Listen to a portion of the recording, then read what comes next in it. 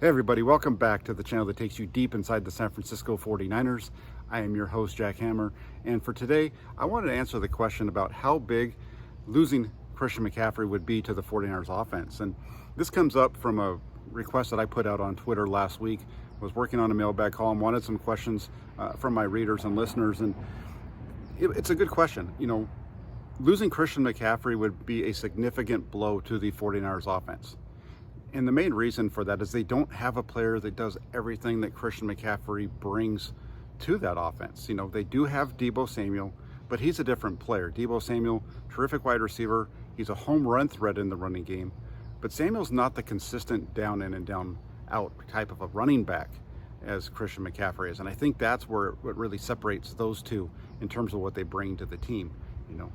McCaffrey, he has ability. He is a running back. He has the ability to slide in those holes, pick up those 4 to 5 yard gains on a consistent basis. Whereas Deebo Samuel, it's usually a big run or it's not a positive run. And so that's a big difference between those two. And now the other part, when you start to look at it, is would the 49ers offense completely tank if you lost Christian McCaffrey? And the answer to that one is no. They'd still be good. Remember, this is an offense that put up a lot of points in 2019. There was no Christian McCaffrey around then. They put up a lot of points in 2021, almost got to the Super Bowl that year. Adding Christian McCaffrey is an add-on piece to this offense. You look at it, you still have Deebo Samuel. He's still going to be in the backfield. And you have Jordan Mason, who can come in and take up some of those running plays that you lose from McCaffrey. You would have a guy like Elijah Mitchell, who was able to come in and pick up some of that running game portion of it.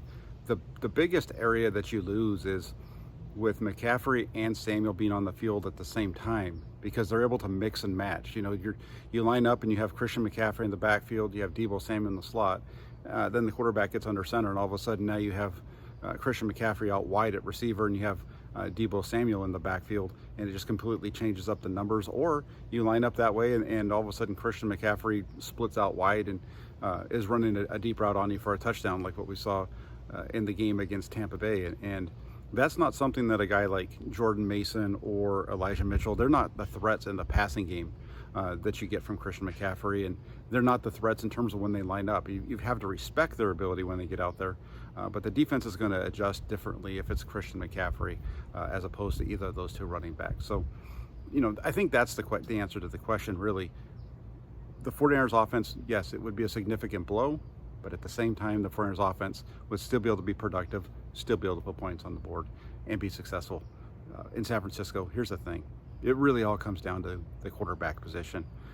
When they've had Jimmy Garoppolo on the field, they've been successful. When they've had Brock Purdy on the field, they've been successful. Even with Trey Lance, they were not as bad.